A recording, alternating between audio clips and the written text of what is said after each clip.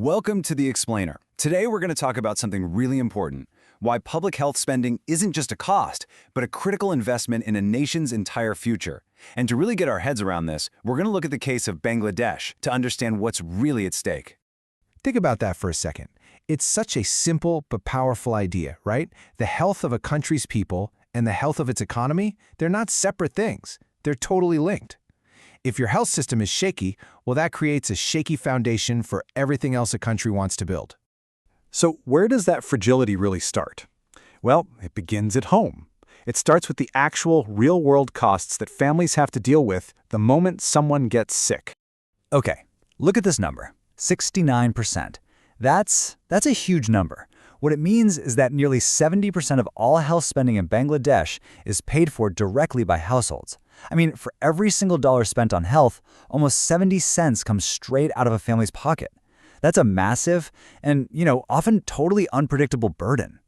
And this is what that 69% actually looks like in real life. It's not just some abstract statistic. We're talking about families being forced to sell off assets, their land, their livestock.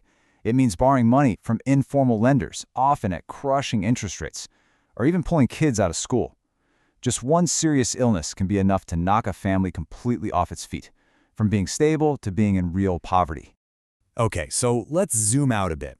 We've seen the impact on individual families, but this personal burden is really a symptom of something bigger, of gaps in the entire system.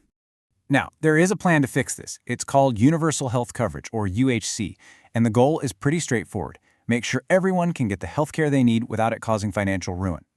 But, and this is the key thing, there's a massive gap between the plan on paper and what's actually happening on the ground. And that gap? That's a huge reason why that 69% figure is so high.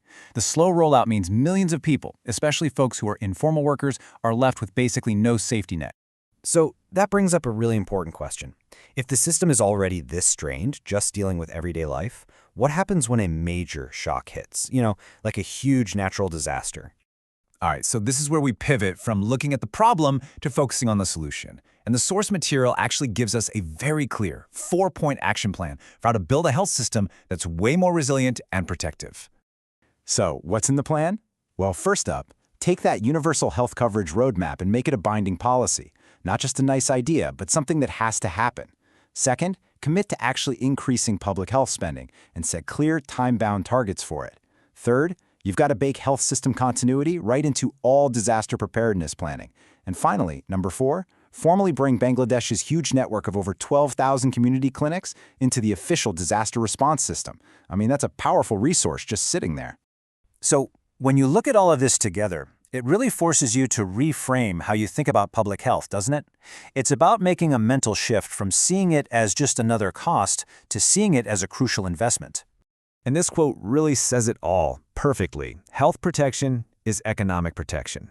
It's so true. When you protect someone's health, you're also protecting their ability to work, to earn a living, to contribute. You're shielding families from financial disaster.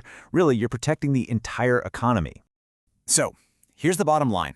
Investing in a strong, accessible public health system, it's not some nice-to-have or an optional extra. It is the absolute foundation of a stable economy and a resilient nation. It's what makes a country truly prepared for whatever challenges are coming down the road.